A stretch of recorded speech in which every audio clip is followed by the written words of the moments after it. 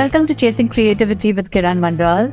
Today my guest is Sidharth Jain. Sidharth has been working in the Indian entertainment industry for over 20 plus years. And he's founded The Story Inc., which is India's largest book-to-screen adaptation company.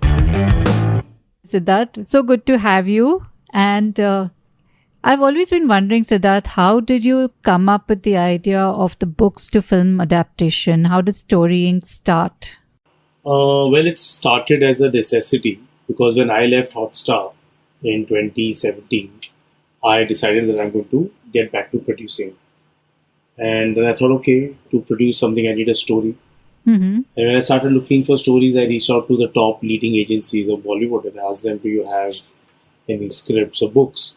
So they just emailed me a bunch of catalogs of the usual 2-3 publishers and they said, pick what you want. I said, I can't. I mean, it's a lot of effort to pick from hundreds of books from a catalog. And I figured that that's a problem because someone needs to do that. Someone needs to help the producer find the right story.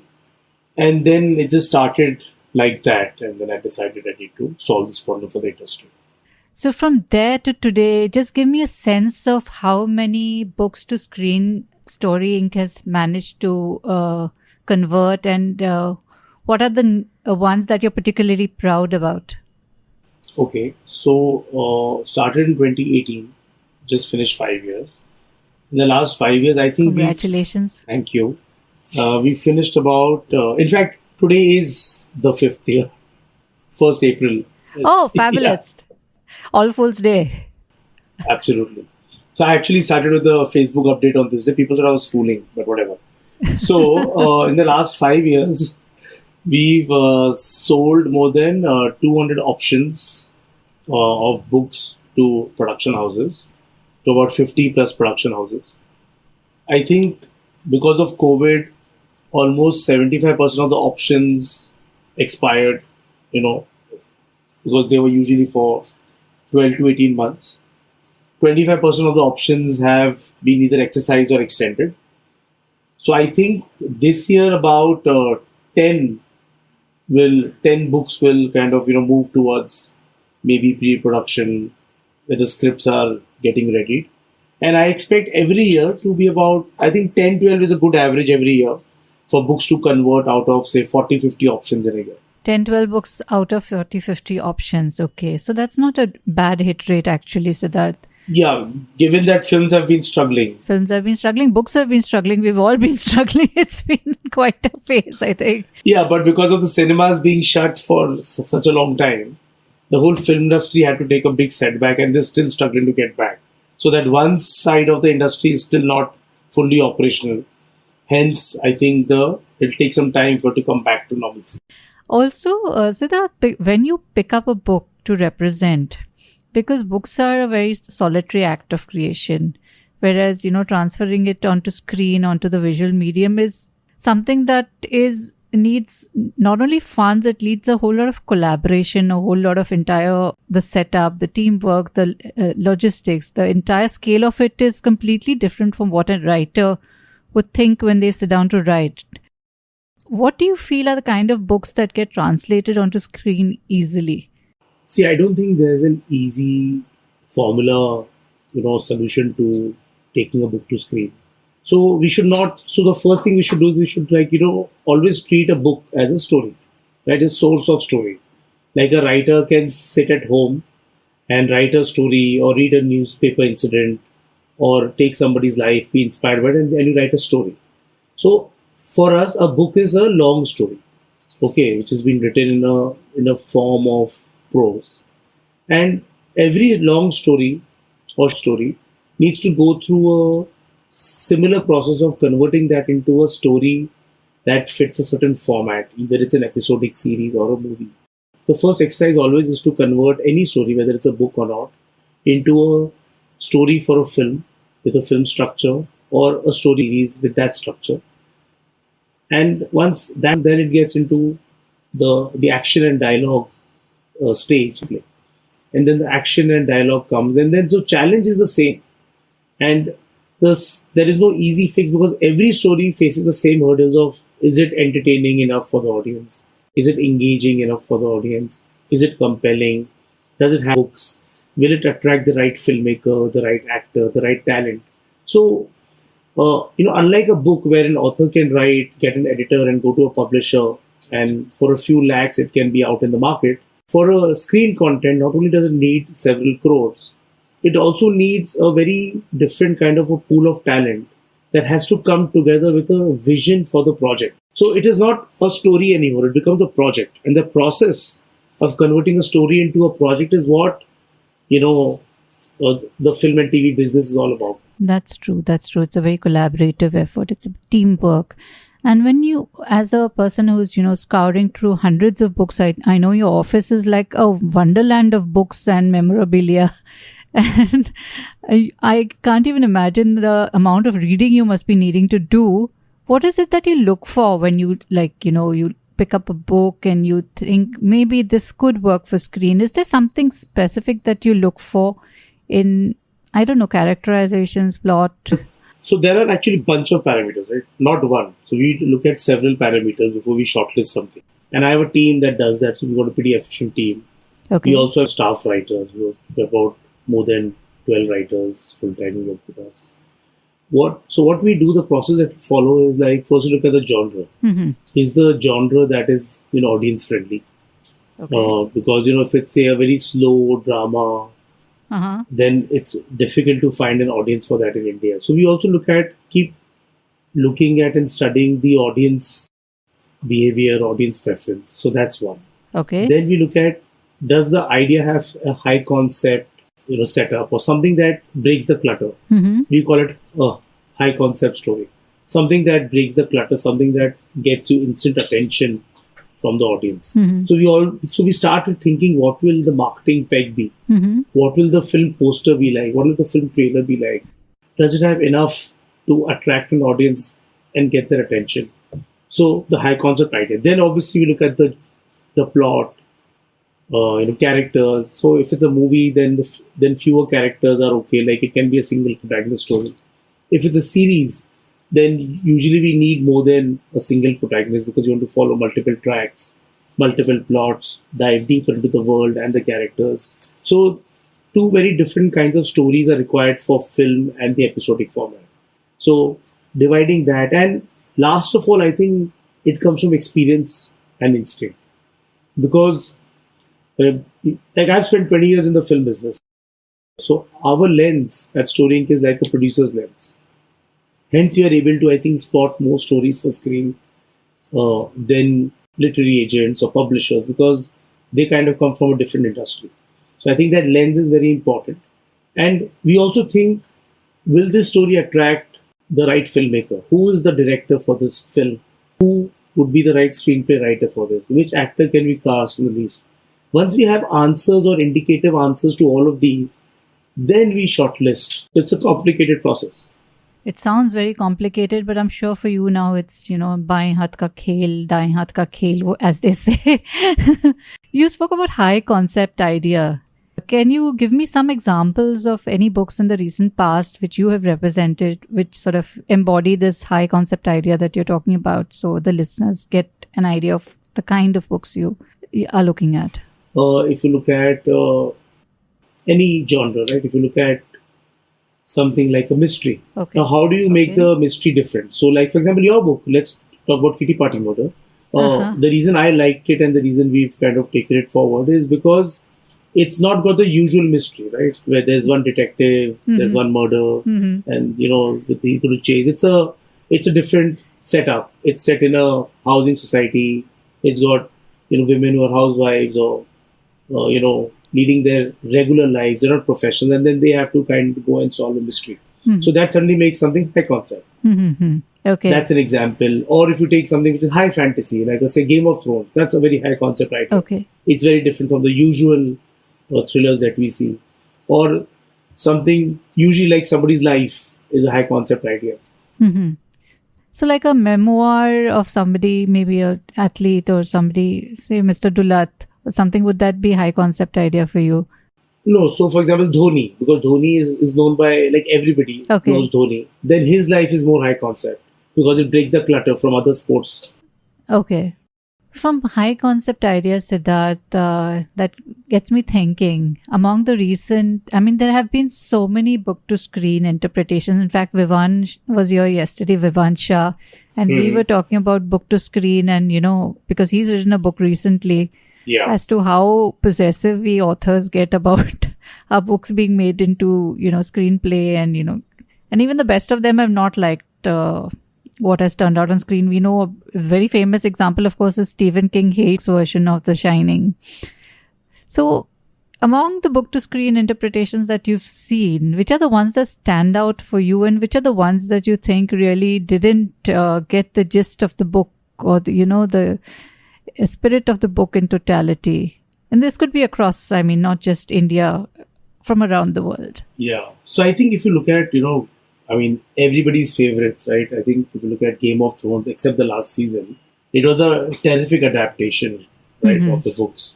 Harry Potter also, the first few films are my favorite because I think they really hit the note in terms of what the audience was imagining. So it's really, I think, there are few examples. In India, I thought Three Idiots was a great adaptation. Okay. Because it really moved the needle from where the book was. And I feel that's what filmmaking is about. We need to understand that filmmaking is not writing.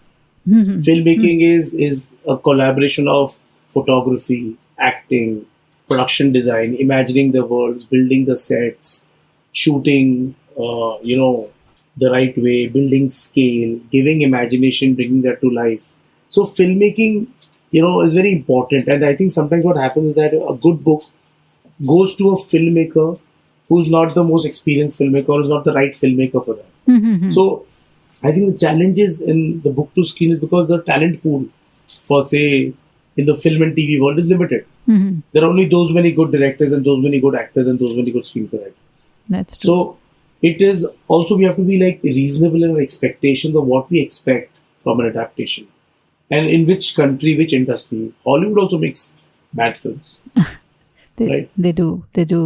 And that's always a big risk, I think. And something really struck me to get the right director for the right book.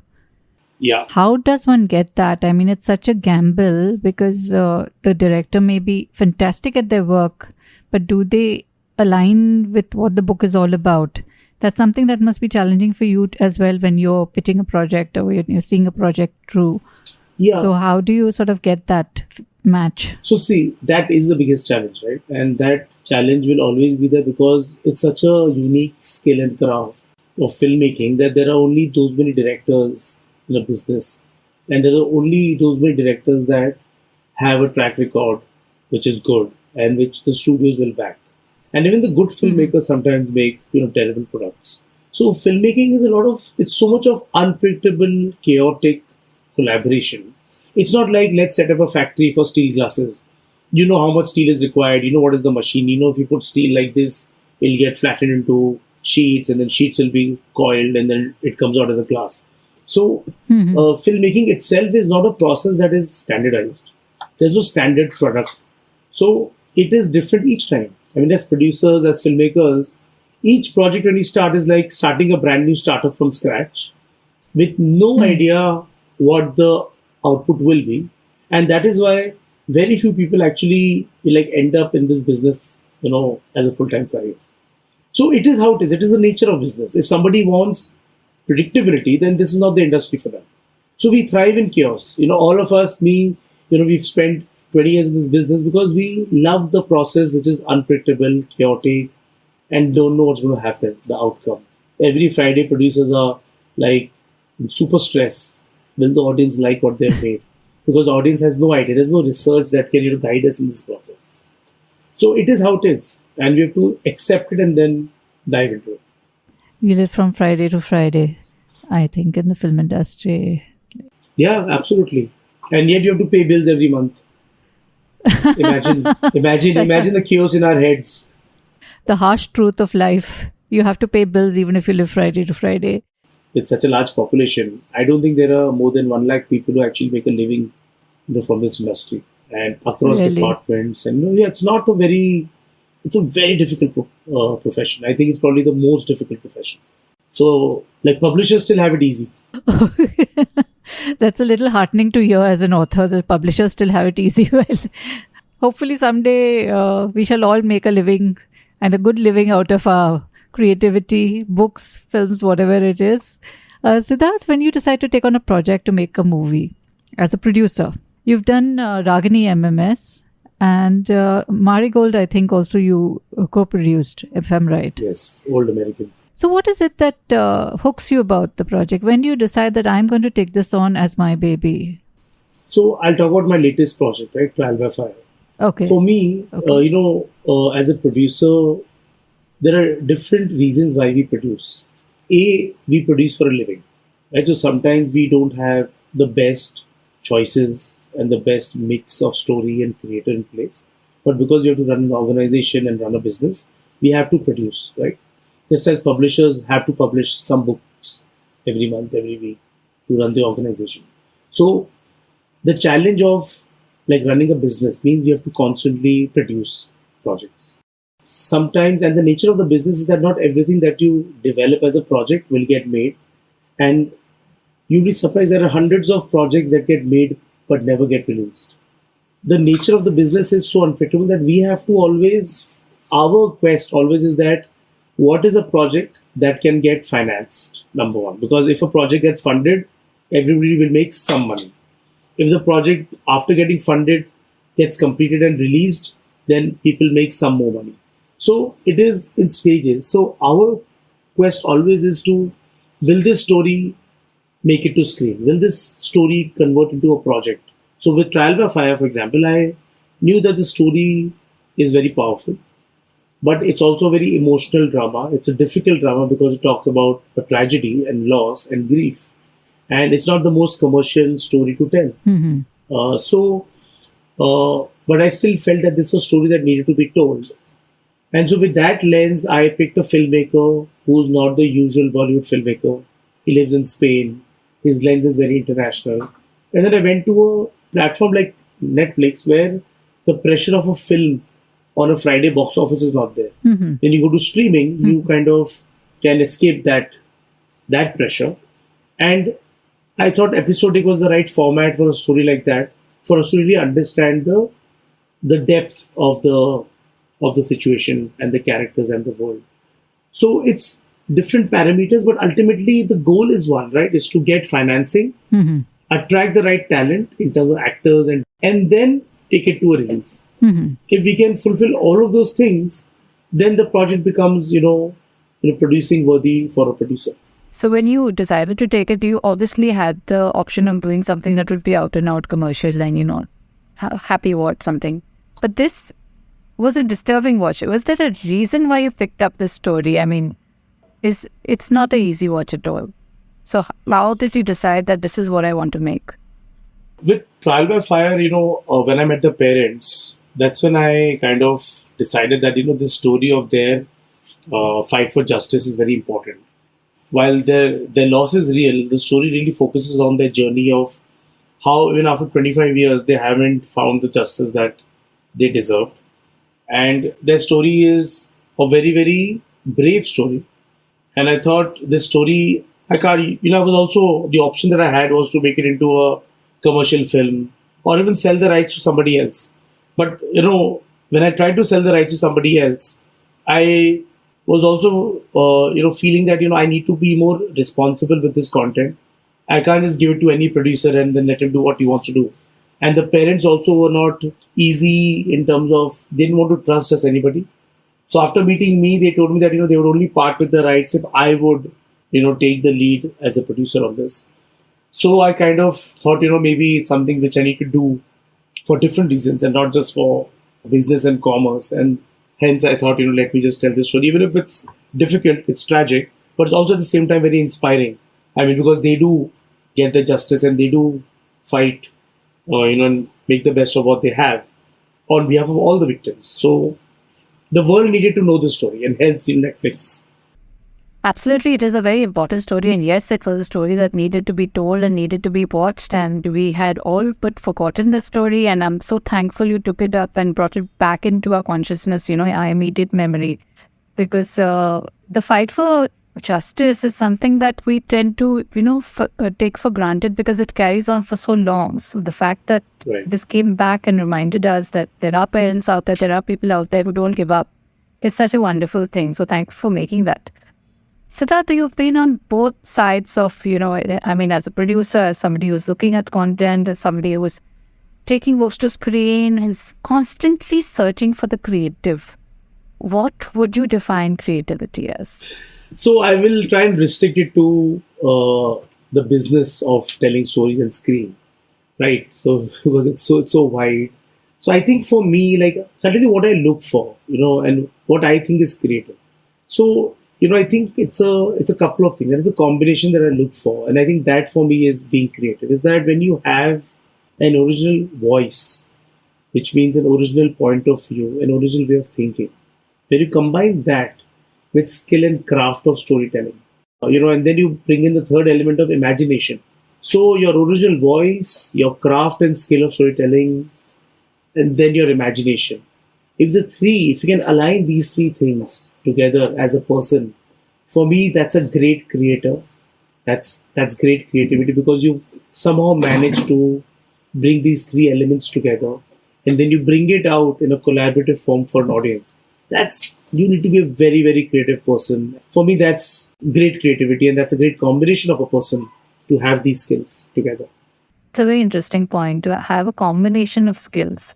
And the fact remains, Siddharth, that writing a book and writing for screen are completely different disciplines. And a lot of authors I know are trying to make the leap from, writing for books, because we all know that books are very badly made. So everyone's trying to make some money and get to writing screenplays. So what is it that you would tell them? How would you say they need to keep in mind while making this leap? Firstly, you need to forget that you're an author and keep that baggage on the side. Okay. Okay. Yes. Drop the ego. And drop that how to write a story. You don't, because that's not required for screenplay writing all the time. That's not the only skill required. So that's one. Okay. Secondly, I would say learn the craft, do a course, and write a couple of scripts first. Circulate them, take feedback, because screenplay is so collaborative. Your first quality as a person is to the ability to hear feedback from 100 people through the process. And feedback will be good, bad, right, wrong, brutal, sweet. You have to learn how to deal with all of that and use that feedback, criticism, to go back and rewrite. So we rewrite a script on average about 15-20 times. It's very normal for us to rewrite the story about 5 to 7 times, and the screenplay is about 15-20 times. Rewriting is where the gold of screenwriting comes from, and collaborative rewriting with the director, with the producer, with sometimes the actor will have inputs, sometimes the editor, the DOP, and you have to understand that it has to suit the craft of shooting. A screenplay has to be executable by different heads of departments, and after execution, when the film has been shot, there's another new process of writing and rewriting called editing. So it goes through all of those stages. So as a writer, you need to be aware of all of this, right, and understand this. So hence, learning theory of screenplay writing, and not only writing but also filmmaking, to understand filmmaking as a creator, you need to at least understand. You will not be a director or a cameraman, but you need to understand all of those things, all of those processes and stages that come into taking page to screen. So just page is not enough. So I feel a lot of like authors who feel they can write a screenplay because they think visually is the biggest myth. Thinking visually means what? If we all think visually, who thinks without vision, right? So thinking visually and writing visually is not the parameter to be a good screenplay writer. To be a good screenplay writer is to understand all of these things and collaboratively reach a point where something can get shot and then released and produced. So unlearn is what you say, and learn the craft. Unlearn and relearn. Those are anyways, I think, my mantras for this decade. The ability to unlearn and relearn fast is the most important quality.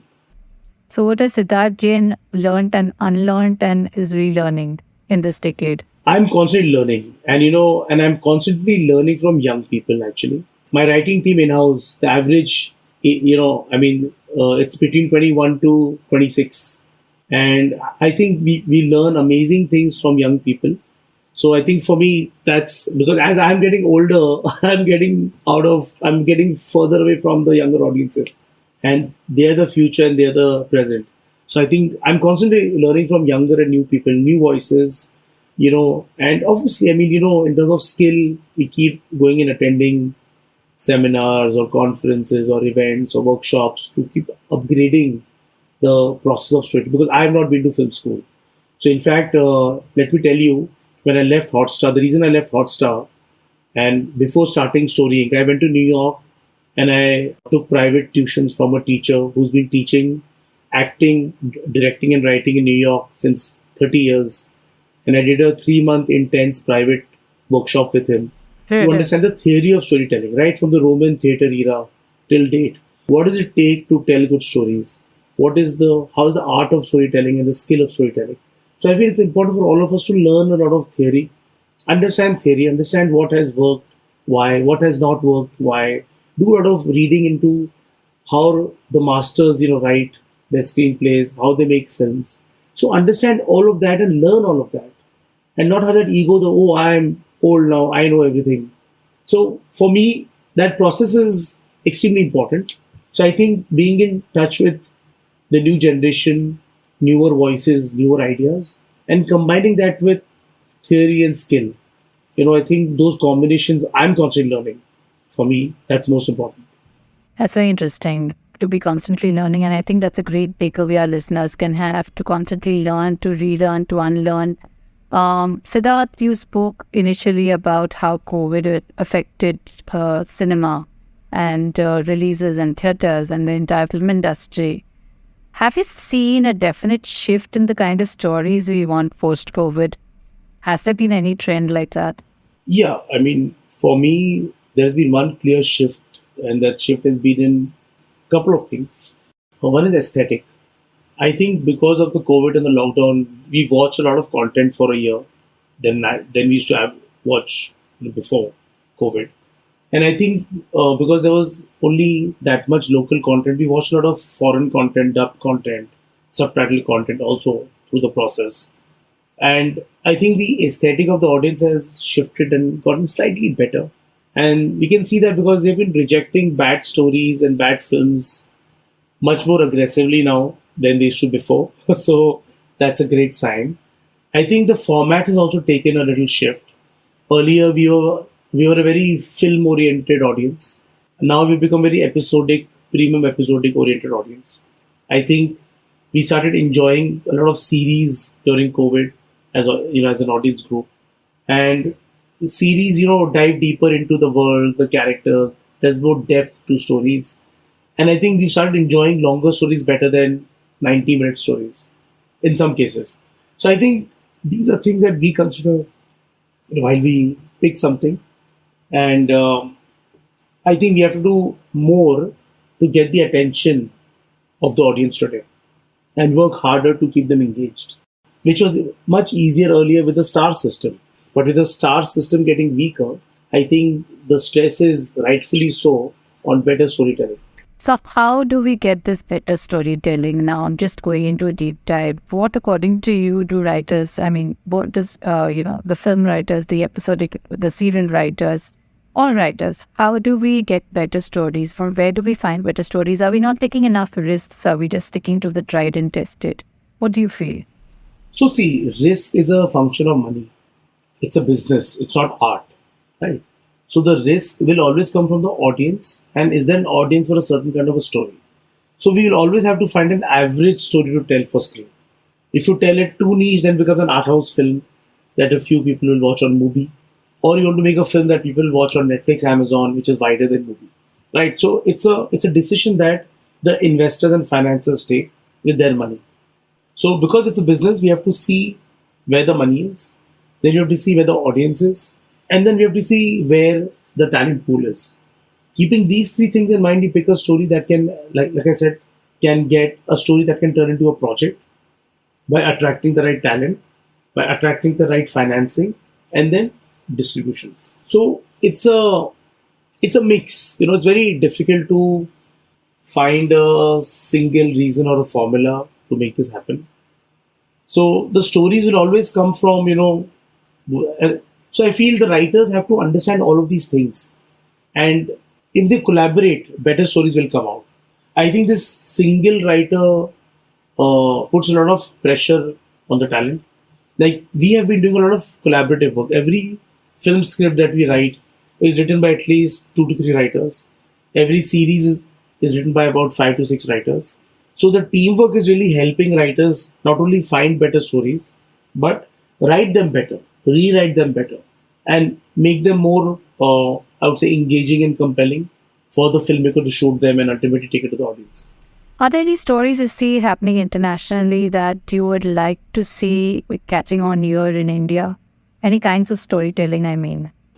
Yeah, I mean, internationally we see a lot of big budget, VFX films and action films. And in India, we always will have a constraint when it comes to budgets for these kind of the bigger projects, like the Game of Thrones and Top Gun. I mean, these films are really expensive. So I'm hoping that in the next few years we'll be able to get more resources to tell more better stories when it comes to period and fantasy and action and adventure. Because that's a tough one to crack without the right money in the bank. Other than that, I think genre films. I mean, I see a lot of interesting things happening, but I think we have to move with the audience, right? When you go out on the roads and we look at people around you, that's your audience. So we have to also cater to what is compelling for them to pay a subscription or buy a ticket. What will they spend money for? So keeping that in mind, I think content will change as the audience will change. And Siddharth, the content will definitely change as the audience changes. This is, as you very rightly said, a business at the end of the day, and there have to be returns on the investment of the people who are funding it. Having said that, because this is a show on creativity, you think of any shows that really pushed the envelope when it came to creativity and new thoughts and new ideas in the recent past, which came from India? Anything that you really enjoyed watching as a viewer? I mean, not with your producer's hat, not with your hat of a person who is in the business. See, as a viewer, I really enjoyed watching Delhi Crime first season. Okay.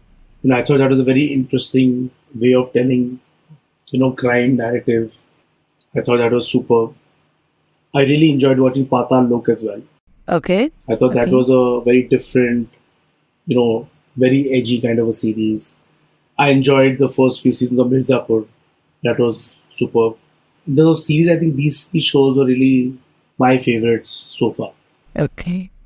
So it's crime that sort of hooks you, I can see. Because the other genres are still, people haven't made good content as yet in those genres. I'm a rom-com person. I mean, my favorite film is to go and watch You've Got Mail every week. I love watching Seinfeld sitcom. I watch it every day, actually. Since years, it's my daily ritual, watch an episode of Seinfeld. So personally, I love those genres, but I think in India, we still haven't made good content in these genres as yet. I write a fair bit of humor, Siddharth. And as a writer, I often get told that humor doesn't have an audience in India. Would you agree? No, not at all. In fact, my biggest brief that I always get from studios and production houses is, can you give us something in comedy? So now humor is of different types and kinds, right? So, I think if we are able to... So comedy is always in demand. Now the challenge is that comedy, when it goes to screen, can become slapstick, can become silly. So finding that, that right mix of comedy that will go through on screen is always difficult. So, I would urge everybody, comedy is always in demand and least in supply, at least for us in the industry. So write more comedy, folks. Siddharth is looking for it. Producers are looking for it. Siddharth, final questions. I just want to know from you, Siddharth, what's coming from your stable now? What's next from Sidharth Jain? So we have, 2 series right now with 2 leading platforms. I can't name them because, we are still bound by confidentiality, but I'll tell you that one of them is based on a self-published Hindi novel on Kindle. And nobody knew about that book. Probably 100 people have read that book, that's it. We discovered that book 2 years ago, and now that's becoming a major series with a big platform and going global. So I want to just, say this, that, self-published Hindi novel on Kindle is making to a big, is turning into a big series. We are going to start casting for it, next month. And that, for me, that's a great win for, I think, authors and writers in general. And also for everyone who's on the self-published route, I should think, no? Because... Yeah, I think self-published is such an amazing route. And so, let me further. There's another film that we are making with a big platform. That film is also based on a self-published book on Kindle.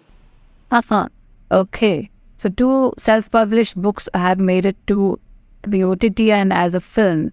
That's wonderful, Siddharth.